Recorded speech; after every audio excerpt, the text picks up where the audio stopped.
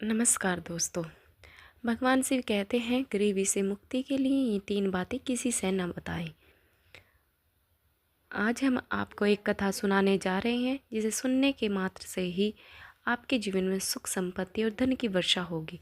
तो चलिए कथा को शुरू करते हैं। भगवान शिव माता पार्वती से कहते हैं यह 3 बातें मानव को कभी भी किसी को नहीं बताना चाहिए। जो मानव यह 3 बातें नहीं बताते वह कभी भी गरीबी नहीं देख सकते। फिर माता पार्वती कहती है, हे प्राणनाथ, वह कौन सी 3 बातें हैं जिसे जान लेने से इंसान को कभी भी दुखों का सामना नहीं करना पड़ेगा। फिर भगवान शिव कहते हैं, हे देवी, आज मैं पृथ्वी लोक पर एक सन्यासी का रूप धारण करके यह 3 बातें बताने जा रहा हूँ। कृपया आप इस कहानी को ध्यान से सुने और अंत तक जरूर सुने। इस कथा को आधा अधूरा नहीं छोड़ना चाहिए। आप पर भोलेनाथ की कृपा सदैव बनी रहेगी। भगवान शिव पृथ्वी लोक पर एक सन्यासी के रूप में आते हैं। आज की इस प्यारी सी कहानी की शुरुआत करते हैं। एक नगर में एक धनवान रहता था। उसके घर में किसी चीज़ की कोई कमी नहीं थी और उसका व्यापार बहुत अच्छा।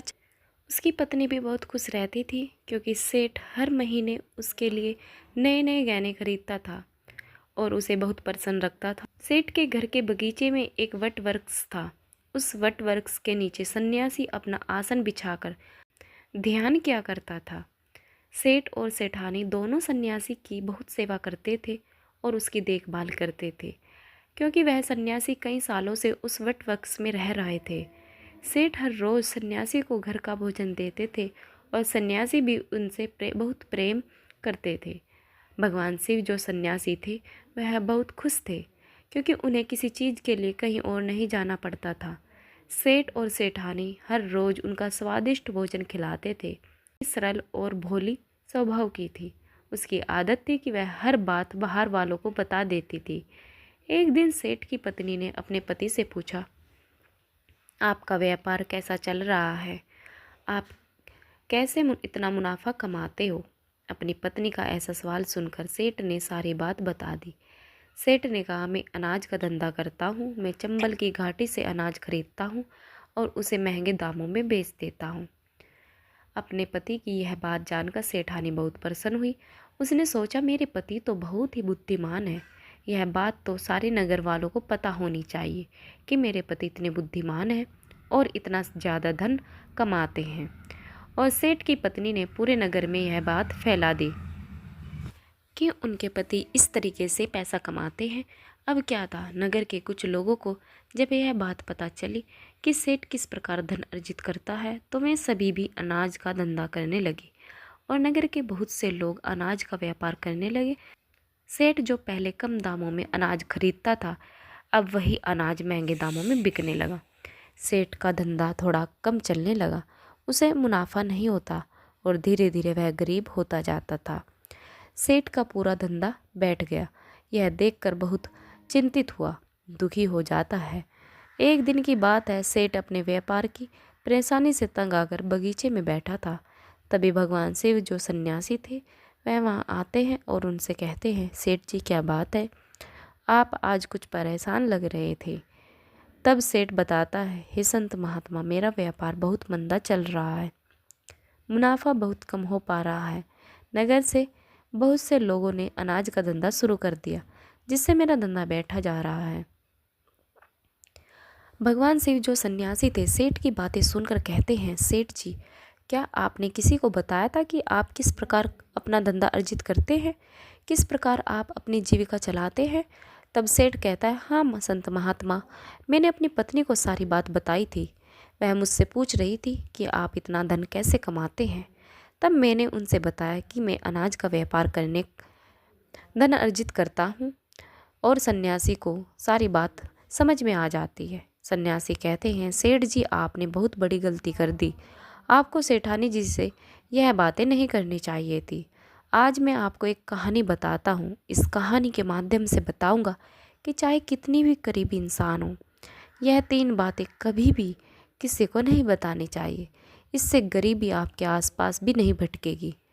प्रिय दोस्तों, यह अपनी कहानी शुरू करते हैं। सन्यासी कहते हैं, सेठ जी, एक समय की बात है, एक नगर में एक गरीब आदमी रहता था। वह इतना गरीब था कि अपने परिवार के लिए ठीक से भोजन भी नहीं जुटा पाता था। फिर सन्यासी कहते हैं, सेठ जी, गरीबी मनुष्य के लिए एक अपमान भरा दुख था। बिना धन के घर चलाना बहुत मुश्किल था। फिर भी सन्यासी आगे कहते हैं, सेठ जी, वह गरीब जैसे कैसे अपने घर वालों का पेट पाल रहा था। कभी उनका भोजन मिल पा जाता था तो कभी भूखे पेट ही सोना पड़ता था। एक दिन उस गरीब आदमी की पत्नी ने कहा, हमारे पास तो धन की कमी नहीं है, धन नहीं है, सुबह को खा लूँ तो शाम की उम्मीद नहीं है, शाम को खा लिया तो सुबह की उम्मीद नहीं है। फिर ऐसे कब तक चलेगा? मैं जैसे तैसे करके घर चला लूँगी, लेकिन आप धन कमाने के लिए परदेश जाइए। इस प्रकार से हमारे परिवार का गुजारा नहीं चलेगा। मनुष्य के पास चाहे कितना ही धन क्यों ना हो, लेकिन अगर उसके पास कोई काम नहीं है तो वह बेकार होता है। अगर हम कुछ नहीं करेंगे तो अपने बच्चों को कैसे पालेंगे? इससे अच्छा है कि किसी की छोटी मोटी मजदूरी ही कर ले। अब पत्नी के बार बार कहने पर वह गरीब आदमी धन कमाने के लिए आसपास के इलाकों में जाता है। वह जंगलों के रास्ते से प्रदेश के लिए रवाना हुआ। चलते चलते वह जंगल में पहुंच गया। दूर की यात्रा तय करके जा रहा था। बेचारा थक चुका था तो उसने देखा कि आगे एक छायादार बरगद का पेड़ है।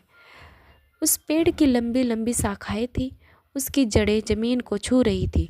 शीतल छाया देखकर वह बेचारा गरीब आदमी उस पेड़ के नीचे बैठकर आराम करने लगा। दोस्तों, वह गरीब आदमी बरगद के नीचे आराम से लेटा हुआ था। तभी उसने देखा कि कहीं से एक सांप आया और सांप इस पेड़ पर चढ़ गया। गरीब आदमी उस सांप को गौर से देख रहा था। सोचने लगा कि यह सांप इस बरगद पर क्यों चल रहा है और अब करेगा क्या ये। तभी उसने देखा कि उस पेड़ की डाल पर तो तोता और मैना का घोंसला है। घोंसले में तोता और मैना के बच्चे रखे हुए थे। सांप को देखकर तोता और मैना के बच्चे डर गए। वह गरीब आदमी देखते ही समझ गया कि यह दुष्ट सांप इन बच्चों को खाने आया है। सोचने लगा कि मैंने तो इन बच्चों को देख लिया है, अगर अब मैं नहीं बचाता हूँ तो मुझे बहुत पाप लगेगा। बच्चे तो बच्चे ही होते हैं, चाहे वह इंसान के हो या किसी भी पक्षी के। बच्चों की हमेशा रक्षा करनी चाहिए। उधर एक सर्प बच्चों के पास पहुँच जाता है। तभी वह गरीब आदमी उठता है और फटाफट आकर बरगद के पेड़ पर चढ़ जाता है। उसने उस सांप को मार गिराया और नीचे फेंक दिया। फिर उसे बरगद के नीचे आकर लेट गया। तोता और मैना के बच्चे अपनी रक्षा करने वाले उस गरीब आदमी को मन ही मन बहुत दुआएं देने लगे।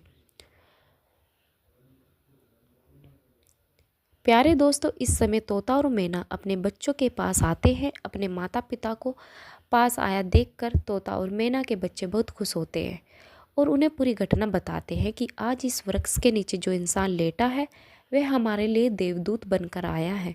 हमें खाने के लिए एक भयंकर सर्प आया था। इसी इंसान ने उस भयानक सर्प को मारकर हमारे प्राण बचाए हैं। हम इसके ऋणी हो गए हैं।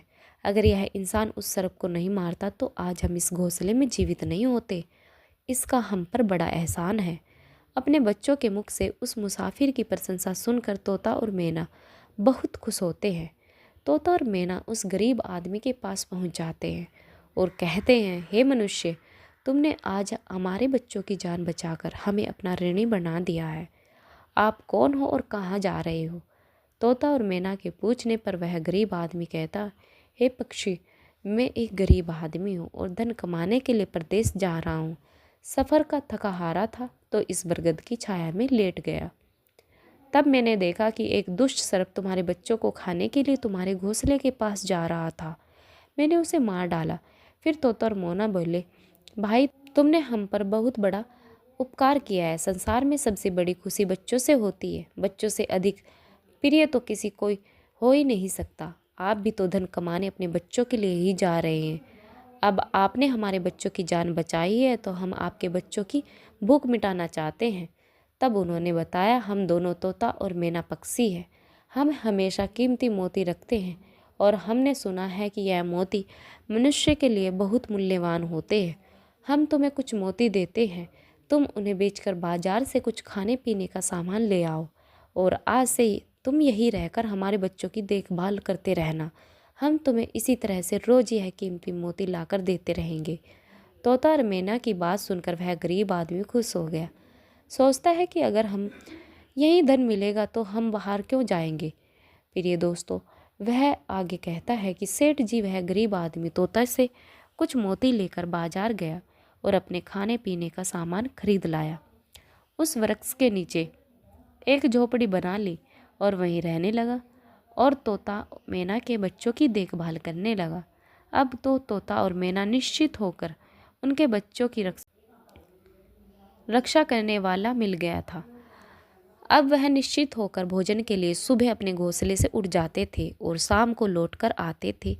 अपने बच्चों को घोंसले में सुरक्षित देखकर वह खुश होते थे और उस गरीब आदमी का धन्यवाद करते थे और उसे कुछ मोती लाकर देते थे। इस तरह से धीरे धीरे तोता और मैना की नौकरी करते हुए उस गरीब व्यक्ति को 2 महीने बीत गए। इधर तोता और मैना के बच्चे भी बड़े हो गए। अब उस गरीब आदमी को अपनी पत्नी और बच्चों की याद आने लगी। एक दिन उसने तोता और मैना से कहा कि हम अपने घर जाना चाहते हैं, पता नहीं हमारी पत्नी और बच्चे कैसे हैं।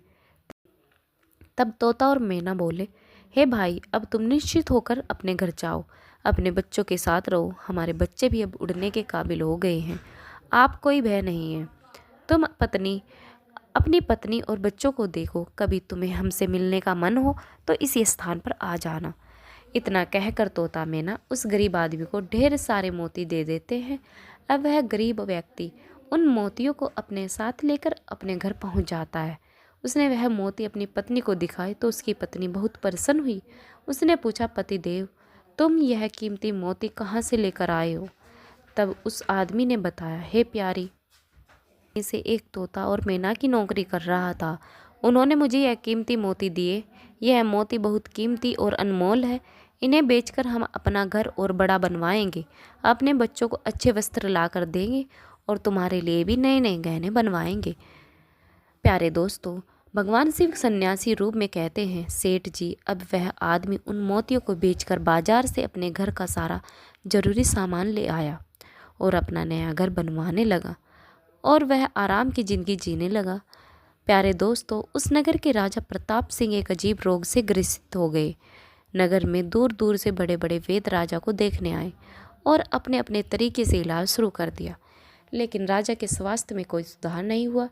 जब किसी के इलाज से राजा ठीक नहीं हुए तो एक वैद्य ने राजा से कहा, महाराज, आपकी ज़िंदगी बच सकती है अगर आपको तोते के बच्चे का मांस मिल जाए तो आप हमेशा के लिए ठीक हो जाएंगे।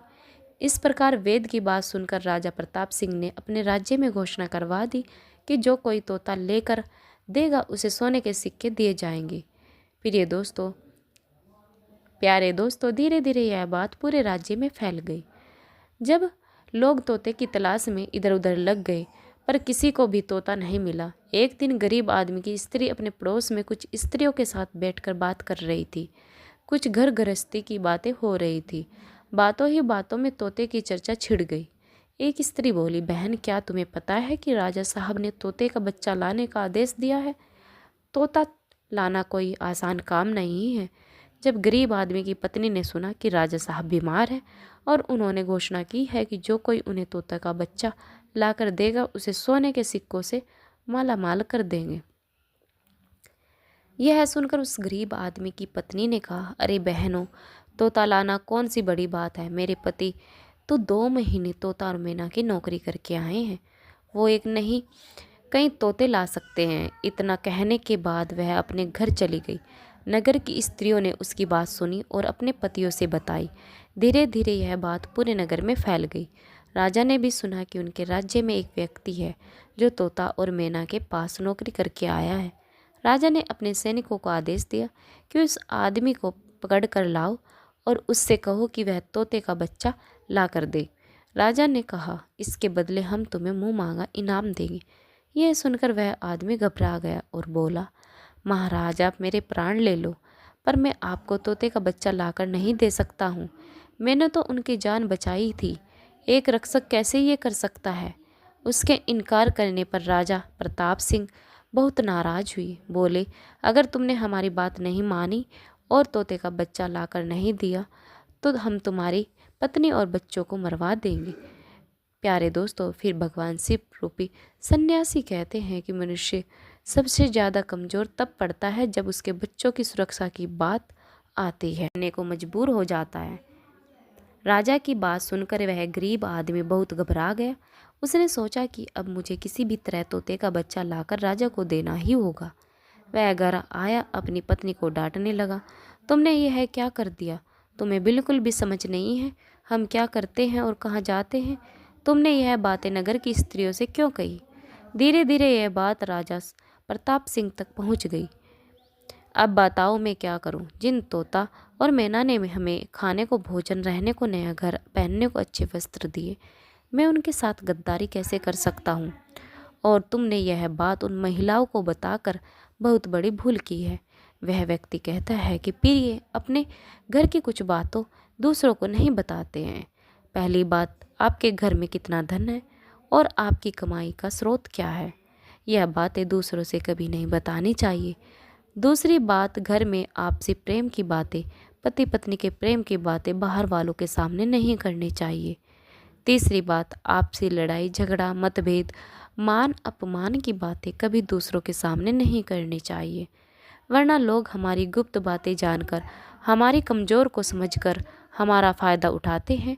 चौथी बात, अपनी कमजोरी दूसरों के सामने न बताए और अपनी उन्नति का राज किसी को न बताए। जिन बातों को कहने से आपके परिवार पर दुख आ सकता है, वह बातें कभी बाहर नहीं करनी चाहिए।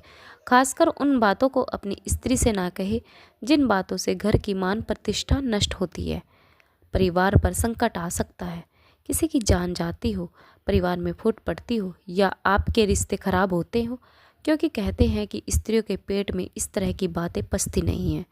अब वह गरीब आदमी बोला, प्यारे दोस्तों, यह गलती आज हमारे परिवार को मौत के मुंह में डाल रही है। यदि तुमने इस बात को छुपा लिया होता तो आज हम निर्भय होकर अपने घर में आनंद की ज़िंदगी जी रहे होते। अब राजा की आज्ञा है तो तोते का बच्चा लाकर राजा को देना ही पड़ेगा, लेकिन ऐसा करने में मैं पापी हो जाऊंगा। जिन बच्चों की मैंने इतने दिन देखभाल की है, जिन्हें मैंने मरने से बचाया है, अब मैं उन्हें किस प्रकार मौत के मुंह में डाल सकता हूँ? पत्नी कहने लगी, पतिदेव, अब जो भी हो, लेकिन हमें अपनी और बच्चों की ज़िंदगी बचानी है तो आपको यह पाप करना ही पड़ेगा। प्यारे दोस्तों, अब तो बड़ा लाचार होता हुआ वह गरीब आदमी जंगल की ओर चल पड़ा, जहाँ वह तोते के बच्चों की देखभाल करता था। उधर जब तोता और मैना उनके बच्चों ने उस गरीब आदमी को अपने पास आता देखा तो वह बड़े खुश होने लगे। अपने बच्चों को अत्यंत खुश देखकर तोता और मैना कहने लगे, अरे बच्चों, तुम इतने खुश क्यों हो रहे हो? वह तो तुम में से किसी एक को लेने आ रहा है। तुम में से कौन है जो आज उसके साथ जाकर उसकी और उसके बच्चों की जान बचाएगा? फिर तोता कहता है कि बच्चों, लेकिन एक बात याद रखना, तुम में से जो भी उसके साथ जाएगा वह कभी लौट कर नहीं आएगा, वह नगर के राजा का भोजन बन जाएगा। प्यारे दोस्तों, तब तोते के बच्चों ने पूछा कि आप ऐसा क्यों कह रहे हो? तोता बताता है कि बच्चों, यहाँ का राजा बीमार पड़ा है। वेद ने उससे तोते का मांस खाने को कहा है, इसलिए तुम में से किसी एक को वह लेने के लिए आया है। क्या तुम में से कोई उसके साथ जाने को तैयार है? तो वह जा सकता है। तभी उनमें से एक बच्चा कहने लगा, माता पिता, उस आदमी ने ही हमें ज़िंदगी बचाई है और आज वह आदमी बड़ी मुसीबत में है। ऐसे में हमें भी उसकी मदद करनी चाहिए, चाहे हमारी जान ही क्यों न चली जाए, लेकिन हमें उसके साथ ज़रूर जाएंगे। उधर वह आदमी उस बरगद के वृक्ष के नीचे आता है और तोता मैना से अपना दुख बताता है। तब तोता मैना कहते हैं, हे भाई, तुम चिंता ना करो, हमारे बच्चे तुम्हारे जाने के लिए तैयार है, तुम इनमें से किसी एक को ले जाओ। दोस्तों, अब वह गरीब आदमी उनमें से एक तोते के बच्चे को लेकर लौट जाता है और राजा को ले जाकर दे देता है। राजा उस तोते के बच्चे को एक पिंजरे में बंद करता है और अपने नौकर को रखने के लिए कहता है। राजा कहता है कि हम इसे सुबह निकालेंगे और फिर इसके मांस को खा जाएंगे। दोस्तों, अब क्या होता है कि राजा प्रताप सिंह का एक बेटा था जो पशु पक्षियों से बहुत प्रेम करता था उसे यह नहीं पता था कि यह तोता उसके पिता के खाने के लिए लाया गया। वह अपने मित्रों के साथ उसी जगह पर खेल रहा था जहाँ तोते का बच्चा पिंजरे में कैद था। राजकुमार ने जब एक सुंदर तोते को पिंजरे में बंद देखा तो वह उसके साथ खेलने लगा। तभी राजकुमार का एक मित्र कहता है, मित्र, तुम इस पक्षी को बाहर निकालो, यह कितना सुंदर तोता है। पिंजरे में इसका रहना बिल्कुल सही नहीं है, हम इसे आज़ाद कर देते हैं। अपने मित्र की बात सुनने के बाद राजकुमार ने उस तोते के बच्चे को पिंजरे के बाहर निकाल दिया। जैसे ही वह पिंजरा खोला, तोते का बच्चा आकाश में उड़ जाता है। धीरे धीरे यह बात राजा तक पहुंच गई कि आपके राजकुमार ने उस तोते को छोड़ दिया। अब आपके प्राण बचाना बहुत ही मुश्किल है। यह सुनकर राजा को बहुत गुस्सा आया। उन्होंने तुरंत राजकुमार को बुलवाया और गुस्से में कहा, अरे नादान पुत्र, तूने उस तोते के बच्चे को क्यों छोड़ दिया? राजकुमार बहुत घबरा गया और बोला, पिताजी, मुझे क्या पता था कि वह उड़ जाएगा, मैं तो उसके साथ खेलना चाहता था। अपने पुत्र की बात सुनकर राजा को और भी गुस्सा आया। उन्होंने उसे नगर से निकालने का आदेश दे दिया। सैनिक राजकुमार को नगर की सीमा से बाहर छोड़ देते हैं। उधर वह तोते का बच्चा अपने माता पिता के पास पहुंचता है और उन्हें सारी बात बताता है कि राजा के बेटे ने उसे आज़ाद कर दिया। तोता और मैना ने जब अपने बच्चे को देखा तो कहा, पुत्र, राजा के बेटे ने तुम्हें तो आज़ाद कर दिया, लेकिन वह खुद संकट में फंस गया। उसके दुष्ट पिता ने उसे नगर से बाहर निकाल दिया। अब उसकी ज़िंदगी की जिम्मेदारी तुम्हारे ऊपर है। तुम जाओ और उसकी मदद करो। दोस्तों, तोता राजकुमार की मदद करने के लिए उसके पास पहुंच जाता है। राजकुमार उसे देखते ही पहचान लेता है, यह तो वही तोता है जिसे मैंने पिंजरे से आज़ाद किया था। राजकुमार कहता है, तुम्हारी वजह से मुझे मेरे पिता ने नगर से निकाल दिया है। अब तुम ही बताओ मैं क्या करूं, कहाँ जाऊं? तोता कहता है, दोस्त, तुम चिंता मत करो, तुमने मेरी जान बचाई थी इसलिए मैं तुम्हारी मदद करने आया हूँ। तुमने मेरी जान बचाई थी इसलिए मैं तुम्हारी मदद करने आया हूँ। दुख सुख में अब मैं तुम्हारे साथ ही रहूँगा। अब राजकुमार खुश होकर जाता है क्योंकि उसे कम से कम एक साथी तो मिल ही गया था। अब तोता और राजकुमार दोनों एक दूसरे नगर में घूमने लगते हैं। चलते चलते भी दोनों एक सुंदर बगीचे में पहुंच जाते हैं। इस बगीचे में वहाँ के राजा की पुत्री भी अपनी सहेलियों के साथ घूमने आया करती थी। उस राज्य के राजा की कन्या का नाम रूपवती था। राजकुमारी रूपमती बहुत ही सुंदर थी और उसकी खूबसूरती की चर्चा पूरे नगर में होती थी। राजकुमार और तोता उस बगीचे में बैठ गए। तभी वहाँ राजा की कन्या रूपमती अपनी सहेलियों के साथ बगीचे में घूमने लगी। राजकुमारी को देखकर राजकुमार वृक्ष के पीछे छुप जाता है और तोता राजकुमारी के सामने पहुँच जाता है। राजकुमारी उस सुंदर तोते को देखकर मोहित हो जाती है। वह उसे पकड़ना चाहती है लेकिन तोता उसकी पकड़ में नहीं आता। यहाँ राजकुमार राजकुमारी रूपमती की सुंदरता पर मोहित हो जाता है। दोस्तों, कुछ समय बगीचे में टहलने के बाद राजकुमारी अपने महल में लौट जाती है। राजकुमार पूरी तरह से राजकुमारी पर मोहित हो जाता है। अब तो उसे एक पल भी अच्छा नहीं लग रहा था। तब तोते ने कहा, तुम चिंता मत करो, तुम जिसे चाहने लगे हो मैं तुम्हें उसे मिलवा दूंगा। राजकुमार बोला, दोस्त, तुम मुझे किसी भी तरह उसे से मिलवा दो, मैं उसके बिना अब रह नहीं पाऊंगा। तोता बोला, मित्र, तुम मुझ पर भरोसा रखो, मैं पता लगा कर आता हूँ कि राजकुमारी कहाँ रहती है और तुम उसे कैसे मिल सकते हो। दोस्तों, अब तोता राजकुमारी रूपवती के पास जाता है और राजकुमारी के महल में चारों तरफ सैनिक तैनात थे। लेकिन तोता उड़ता हुआ ऊपर से जाता है और जाकर राजकुमारी के कक्ष के बाहर बैठ जाता है।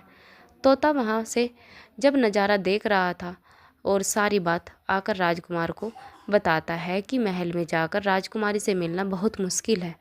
तोता कहता है, तुम एक काम करो, अपना रुमाल मुझे दे दो, मैं तुम्हारा रुमाल आज राजकुमारी के पास पहुंचा दूंगा और उसकी चुनरी ले आऊँगा। दोस्त, अब रात में तोता राजकुमार का रुमाल लेकर राजकुमारी के पास रख देता है और राजकुमारी की चुनरी साथ ले जाता है। सुबह जब राजकुमारी रूपमती जागती है तो देखती है कि उसकी चुनरी गायब है। उसके पास ही कमल रखा हुआ था। राजकुमारी उसके पास ही रुमाल रखा हुआ था। राजकुमारी तुरंत समझ जाती है कि रात में कोई पुरुष उसके कक्ष में आया था।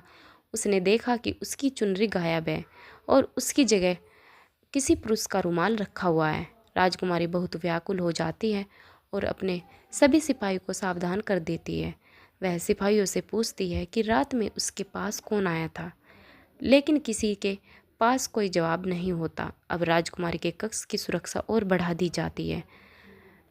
प्यारे दोस्तों, रात में फिर से तोता और राजकुमारी के कक्ष में जाता है और अपने दोस्त द्वारा लिखी हुई चिट्ठी को राजकुमारी के पास रख देता है। अगले दिन राजकुमारी जागती है और चिट्ठी पढ़ती है तो उसमें लिखा होता है कि राजकुमारी, मैंने जब से तुम्हें देखा है तब से मैं तुम्हारा हो गया हूँ। मैं तुमसे विवाह करना चाहता हूँ। अगर तुम्हें मुझसे मिलना है तो तुम अपने बगीचे में आ जाना, मैं तुम्हें वहाँ मिल जाऊँगा। अब राजकुमारी अपनी सहेलियों को लेकर बगीचे में जाती है, लेकिन वहाँ उसे कोई पुरुष नज़र नहीं आता। वहाँ तो सिर्फ वही तोता घूम रहा होता है जिसे उसने उस दिन देखा था। तोता राजकुमारी से कहता है, राजकुमारी, तुम जिसे देख रही हो मैं तुम्हें उससे मिला सकता हूँ, लेकिन पहले तुम मुझे वचन दो कि तुम यह बात अपने पिता से नहीं कहोगी और मेरे मित्र को बंदी नहीं बनाओगी। राजकुमारी ने वचन दिया कि वह उसे बंदी नहीं बनाएगी। मुझे उससे मिलवा दो। वह कौन है जो इतने सख्त पहरे के बावजूद भी मेरे कक्ष में पहुंच गया। तब तोते ने अपने दोस्त राजकुमार को बुलाया। राजकुमार भी देखने में बहुत सुंदर था। उसकी सूरत देखकर राजकुमारी भी उस पर मोहित हो गई। तब राजकुमार आता है और राजकुमारी के पास बैठकर बड़े ध्यान से उसके सुंदर चेहरे को निहारने लगता है। राजकुमारी ने पूछा, तुम कौन हो और इतने कड़े पहरे के बाद भी तुम मेरे कक्ष में कैसे आ गए? राजकुमार बोला, प्रिय, जब दिल में प्रेम होता है तो कोई भी कार्य संभव नहीं होता। जब से मैंने तुम्हें देखा है तब से मैं तुमसे प्रेम करने लगा हूँ, तुमसे विवाह करने की इच्छा रखता हूँ। जब राजकुमारी ने पूछा कि तुम कौन हो और कहाँ से आए हो, तब राजकुमार ने अपनी पूरी कहानी उसे सुनाई। राजकुमारी की कहानी सुनाने के बाद राजकुमारी के मन में उसके लिए सहानुभूति हो गई। अब तो रोजाना राजकुमारी रूपमती उस राजकुमार से मिलने उसे बगीचे में आया करती है। एक दिन राजकुमारी ने कहा, राजकुमार, मेरे पिता तुम्हारे साथ मेरा विवाह कभी नहीं करेंगे, इसलिए मैं तुम्हारे साथ भाग चलती हूँ और कहीं दूसरी जगह चलकर हम अपना विवाह कर लेंगे और आनंद पूर्वक रहेंगे। दोस्त, अब वही होता है। राजकुमारी उस राजकुमार के साथ घोड़े पर सवार होकर भाग जाती है और काफ़ी दूर जाने के बाद एक झोपड़ी बनाते हैं और विवाह करके दोनों साथ रहने लगते हैं। दोनों को रहते रहते बहुत समय बीत जाता है और वह तोता भी उन्हीं के साथ रहता है। दोस्तों, भगवान शिव रूपी सन्यासी कहते हैं, सेठ जी, उस राजकुमार की झोपड़ी में किसी तरह से आग लग जाती है और उसी आग को बुझाने के चक्कर में उस तोते का एक पंख जल जाता है। तब तोते ने कहा, देखो मित्र, अब आप अपना घर चले जाए। देखो दोस्त, अब आप अपने घर चले जाए। अब आपके पिता का गुस्सा भी शांत हो चुका होगा। अब आपके पिता आपसे कुछ नहीं कहेंगे।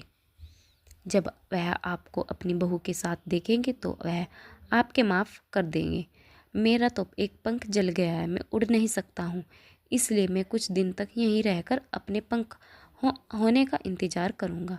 तब मेरा पंख दोबारा उठ जाएगा तो मैं आपसे मिलने के लिए ज़रूर आऊँगा। दोस्तों, इस प्रकार से वह दोनों राजकुमार उसकी पत्नी अपने नगर के लिए चल देते हैं। चलते चलते रास्ते में एक नदी पड़ती है। उस नदी पर एक नाविक नाव चलाता था। राजकुमार अपनी पत्नी को लेकर नाव में बैठ जाता है। जैसे ही नाव नदी के बीच में पहुंचती है तो राजकुमार देखता है कि एक चूहा बार बार नाव पर चढ़कर आता है, लेकिन वह नाविक उसे हटाकर नदी में गिरा देता है। कई बार उसे चूहे को नाविक हटा देता था। तब राजकुमार कहने लगा, अरे यह बेचारा इस प्रकार से तो जल में डूब कर मर जाएगा। यह अपने प्राणों की रक्षा करने के लिए इस नाव पर चल रहा है, ऐसे चढ़ जाने दो। जब राजकुमार ने नाविक से कहा कि आप इसे चूहे को चढ़ जाने दो, तो राजकुमार के कहने पर उस नाविक ने उसे चूहे को अपनी नाव पर चढ़ा दिया।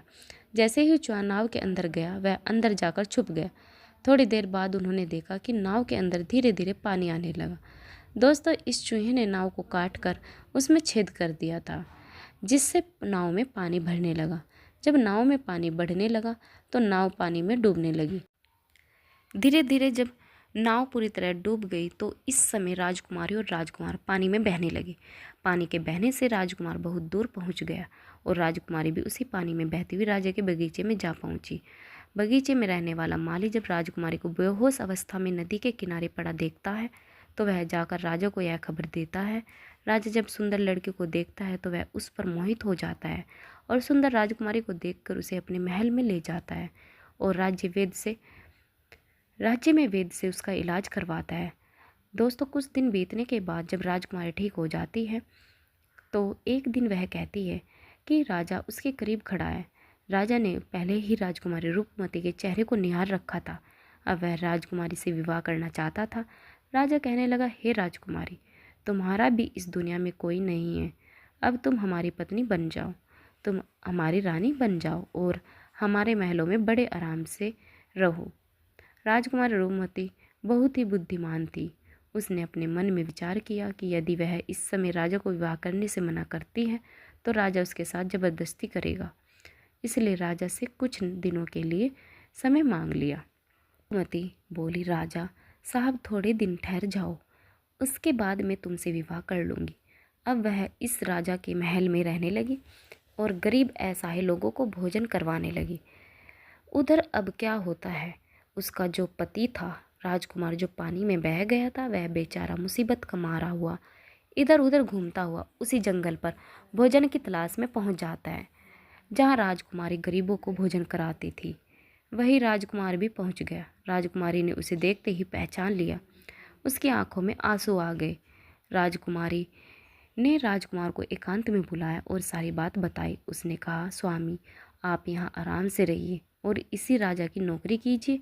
जब हमें मौका मिलेगा तब हम यहाँ से भाग चलेंगे। राजकुमार उसकी बात से सहमत हो गया। राजा का नौकर बनकर महल में रहने लगा। वह राजकुमारी रूपमती की सहायता करने लगा और गरीबों को भोजन परोसने लगा। लेकिन राजा को यह नहीं पता था कि राजकुमार उसका पति है। राजा को उसे अपना नौकर समझता था। दोस्तों, इस प्रकार राजकुमारी रूपमती राजकुमार के साथ पक्षियों को दाना चुगाती थी। एक दिन वही तोता राजकुमारी के यहाँ दाना चुगने आया। अब उसके नए पंख निकल आए थे। जब उसने दाना चुगा तो राजकुमार और राजकुमारी को पहचान लिया। राजकुमारी ने तोते को देखा तो उसकी आंखों में आंसू झलक आए। उन्होंने तोते को पूरी कहानी सुनाई कि वह इस प्रकार से यहाँ फंस चुके हैं और राजा को भी नहीं पता कि वह पति पत्नी है। तब तोता कहने लगा, हे राजकुमार, आप चिंता मत करो। आज रात राजा की सभी सैनिक सो गए हैं। आज रात जब सभी सैनिक सो जाएंगे तब हम तुम्हें यहाँ से निकाल कर तुम्हारे पिता के घर पहुँचा देंगे। दोस्तों, वही हुआ जो होना था। अब रात होती है तो राजा के सभी सिपाही गहरी नींद में सो जाते हैं। जब सभी सैनिक सो गए तो इस समय राजकुमारी और राजकुमार महल से निकल पड़े। रात के अंधेरे में वे राजकुमार अपने पिता प्रताप सिंह के राज्य में पहुंच गए। राजकुमार अपनी पत्नी को साथ लेकर अपने पिता के पास पहुंचा। उन्हें देखकर राजकुमार का पिता बहुत प्रसन्न हुआ। उसे अपनी करनी पर पछतावा हुआ कि उसने अपने पुत्र को नगर से निकालकर बहुत बुरा किया। वह बार बार अपने पुत्र से क्षमा मांगता था। तब राजकुमार ने बताया कि पिताजी, मेरी रक्षा इस तोते ने की है जिसे आप मारकर खाना चाहते थे। मेरे प्राण बचाए, मुझे शत्रुओं से बचाया। राजकुमार के मुख से तोते की बातें सुनकर राजा बहुत प्रसन्न हुआ और उसी दिन से राजा ने प्रण किया कि आज से हमारे राज्य में कोई भी पशु पक्षियों को नहीं मारेगा। सभी लोग उनका धन्यवाद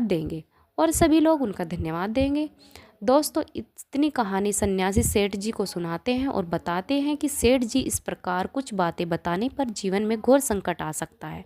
इसलिए यह बातें किसी को भी नहीं बतानी चाहिए। जैसे आपने अपनी पत्नी को बताया कि आप किस प्रकार धन अर्जित करते हैं और आज आपका व्यापार खतरे में है। दोस्तों, उसे अपनी गलती का एहसास होता है और वह अपनी गलती को सुधारने का प्रयास करता है।